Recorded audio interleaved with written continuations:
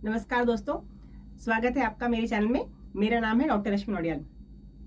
आज मैं आपसे छोटे बच्चे जो न्यूनेट्स हैं या नवजात शिशु हैं उनके अंदर होने वाले पीलिया के बारे में डिस्कस करूंगी, जिसको हम न्यूनेटल जॉन्डिस कहते हैं। ये काफ़ी कॉमन समस्या है और ऑलमोस्ट रेगुलरली हम इसके पेशेंट्स देखते हैं। हर पेरेंट सोचता है कि मेरे ही बच्चे को पीलिया क्यों हुआ। तो आज मैं आपको बताना चाहूंगी कि आप ही के बच्चे को पीलिया नहीं हुआ है। छोटे बच्चों में पीलिया बहुत कॉमन है। लगभग 60% टर्म बच्चे, मतलब कि जो पूरे समय पे बच्चे डिलीवर होते हैं वो, और लगभग 80% प्री टर्म बच्चे जो समय से पहले हो जाते हैं, 37 हफ्ते से जो बच्चे पहले हो जाते हैं, लगभग 80% बच्चों में पीलिया देखा जाता है। तो ये फिजियोलॉजिकल, मतलब कि ज्यादातर केसेस के अंदर ये शरीर का एक नॉर्मल फेज होता है जिसके अंदर की पीलिया बच्चों में देखा जाता है। जो बच्चे नॉर्मल है, ज्यादातर बच्चों में 24 घंटे के बाद पीलापन आना शुरू होता है। 5 से 6 दिन तक ये पीलिया बढ़ता है और उसके बाद धीरे धीरे करके ये अपने आप घटना शुरू हो जाता है। तो पहले हम पीलिया कहाँ नोटिस करते हैं? सबसे पहले बच्चे के हमको फेस पे दिखाई देता है पीलिया, और उसके बाद ये गर्दन, फिर अपर चेस्ट, फिर नीचे पेट की तरफ, और नीचे फिर बाद में थाइस और पैरों की तरफ जाता है। तो अगर हमें बच्चा जरूरत से ज्यादा पीला लग रहा है या बच्चे के अंदर ऐसा कोई रिस्क फैक्टर है जिसमें कि हमें मालूम है कि बच्चे का पीलिया जरूरत से ज्यादा बढ़ सकता है, तो उसके अंदर हमें स्पेशल प्रिकॉशन या ध्यान रखने की जरूरत है। अब वो स्पेशल कंडीशंस क्या हैं? अगर माँ RH नेगेटिव है या माँ का ब्लड ग्रुप O पॉजिटिव है, तो ऐसे केसेस में देखा गया है कि बच्चों के अंदर पीलिया नॉर्मल बच्चों के कंपैरिजन में ज्यादा होता है। सेकेंड केस, अगर बच्चा प्रीटर्म है, समय से पहले हो गया है, तो ऐसे बच्चों के अंदर भी पीलिया ज्यादा देखा जाता है। थर्ड केसेस हैं जिनके अंदर मदर के अंदर हाइपोथायरॉइडिज्म, मतलब कि थायराइड हार्मोन की कमी रहती है, वो दवाइयां खाती हैं, उनके अंदर भी हमने देखा है कि पीलिया जो है स्टार्ट होता है और काफी लंबे टाइम तक रहता है। नंबर 4th कैटेगरी वो होती है जिसमें बच्चों के अंदर ड्यूरिंग डिलीवरी, पैदा होने के टाइम पे स्कैल्प यानी कि सिर पे हल्की स्वेलिंग आ जाती है, जिसको कि हम कहते हैं केफेलोमेटोमा, मतलब कि स्कैल्प के अंदर सिर की चमड़ी के नीचे ब्लड की कलेक्शन, खून जमा हो जाता है। कभी कभी डिलीवरी के दौरान जब बच्चा माँ के गर्भ से बाहर निकलता है तो उस समय छोटी इंजरी हो जाती है, कभी कभी प्रेशर पड़ने की वजह से, तो कभी कभी ब्लीडिंग इकट्ठी हो जाती है। ऐसे केसेस के अंदर भी पीलिया नॉर्मल बच्चों से ज्यादा देखा गया है।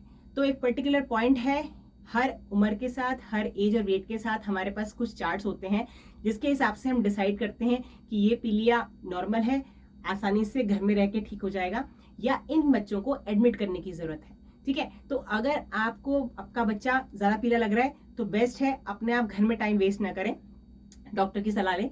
कोई जरूरी नहीं है कि बच्चा हर बार एडमिट हो, पर हमें पता लग जाएगा कि बच्चे को एक्चुअली में कोई खतरा तो नहीं है। क्यों? क्योंकि छोटे बच्चों में यही पीलिया का पिगमेंट दिमाग में चढ़ सकता है, और दिमाग में चढ़ने की वजह से बच्चे के अंदर कर्निक यानी कि एक खतरनाक एंसेफेलोपैथी जो कि ब्रेन को अफेक्ट करती है, इस तरह की बीमारी हो सकती है, जो कि जिसका कि कोई ट्रीटमेंट अवेलेबल नहीं है। तो बेटर है prevention. Prevention is always better than cure, मतलब कि अगर हम किसी चीज को पहले ही पकड़ लें तो बच्चे का नुकसान होने से बच सकता है। तो इसके लिए हमें एक और चीज ध्यान रखने की बात है, जब डिलीवरी होती है हमने देखा है कि माँ बहुत थकी हुई होती है या उसको बच्चे को ढंग से फीड कराना नहीं आता है, कुछ ब्रेस्ट फीडिंग से रिलेटेड भी इश्यूज माँ को देखे जाते हैं। तो उसके अंदर जब बच्चा दूध कम पीता है तो पीलिया ज्यादा हो जाता है। ठीक है, क्यों? जैसे कि आपने नोटिस किया होगा, लैट्रिन का कलर पीला होता है, ऐसे ही यूरिन का कलर पीला होता है। तो नॉर्मल इंसान के शरीर के अंदर भी जितना पीलिया का पिगमेंट बनता है वो लैट्रिन और पेशाब के रास्ते बाहर निकलता है। छोटे बच्चे बार बार लैट्रिन करते हैं, क्यों करते हैं? क्योंकि वही पीलिया का पिगमेंट उनको अपने शरीर से क्लियर अप कर रहा है, मतलब कि बाहर हटाना है। लेकिन अगर बच्चा दूध कम पिएगा, ऑटोमेटिकली लैट्रिन कम करेगा।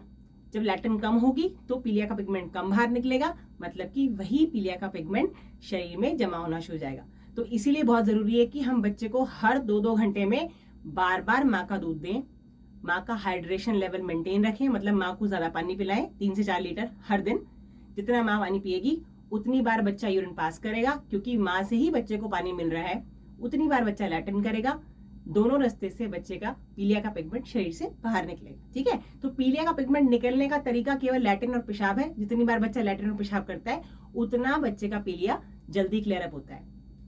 अगर फिर भी ऐसी नौबत आ जाए कि पीलिया का पिगमेंट इतना ज्यादा था कि वो नॉर्मल लेवल में नहीं है, हमें लग रहा है कि बच्चे के लिए डेंजरस हो सकता है, तो बच्चे को नर्सरी यानी कि NICU में एडमिट किया जाता है। बहुत ही सिंपल प्रोसीजर होता है, इसको हम फोटोथेरेपी कहते हैं। एक नीली रंग की लाइट, नीली और व्हाइट कलर की लाइट लगाई जाती है बच्चे के ऊपर के लेवल पे और नीचे के लेवल पे, दोनों साइड से वो जो लाइट्स होती हैं बच्चे के शरीर के पीलिया पिगमेंट को कम करती हैं।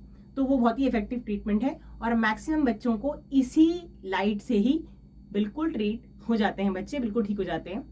किसी बहुत ही रेयर केस में जिसके अंदर की माँ के अंदर या बच्चे के अंदर कोई ब्लड ग्रुप की इनकम्पैटिबिलिटी थी या बच्चा प्रीटर्म था या कोई और रिस्क फैक्टर था, कभी कभी हमें ब्लड बच्चे का एक्सचेंज करना पड़ता है, जिसको हम एक्सचेंज ट्रांसफ्यूजन कहते हैं। मतलब कि जितना भी बच्चे का ब्लड है जिसमें कि पीलिया का पिगमेंट बहुत हाई लेवल पे है और हमें ज़्यादा खतरा है कि बच्चे का वही पीलिया का पिगमेंट दिमाग में चढ़ सकता है, तो हम बच्चे का ब्लड धीरे धीरे करके रिप्लेस करते हैं साफ ब्लड से, ताकि वो पीलिया का पिगमेंट जल्दी कम हो जाए और बच्चे के दिमाग को डैमेज ना हो। But that is very rare, बहुत कम उसकी जरूरत पड़ती है। ज्यादातर बच्चे फोटोथेरेपी से ही पूरी तरीके से ठीक हो सकते हैं। बहुत इंपॉर्टेंट चीज जैसे मैंने बताई, दोबारा इसको एम्फेसाइज करूंगी, फीडिंग बहुत जरूरी है। हर 2-2 घंटे में बच्चे को आपको दूध पिलाते रहना है। अगर आपको ब्रेस्ट फीडिंग से रिलेटेड कोई भी समस्या आती है तो मेरे ही चैनल पे आपको ब्रेस्ट फीडिंग से रिलेटेड सारे क्वेश्चंस का आंसर मिल जाएगा। मेरा पहला वीडियो है 30 मिनट्स का वीडियो, मैंने बहुत डिटेल में एक्सप्लेन किया है। कोई भी आपको प्रॉब्लम हो ब्रेस्ट फीडिंग से रिलेटेड, आप उस वीडियो को देख सकते हैं। तो मैं आशा करती हूँ कि ये सिंपल टॉपिक मैंने आपको और भी सिंपल लैंग्वेज में समझाया होगा। अगर आपको मेरा वीडियो पसंद आया तो इसके लाइक कीजिए, मेरे चैनल को सब्सक्राइब कीजिए और अपने फैमिली और फ्रेंड्स के साथ शेयर कीजिए। अगले वीडियो तक मैं आपसे अलविदा कहती हूँ। धन्यवाद।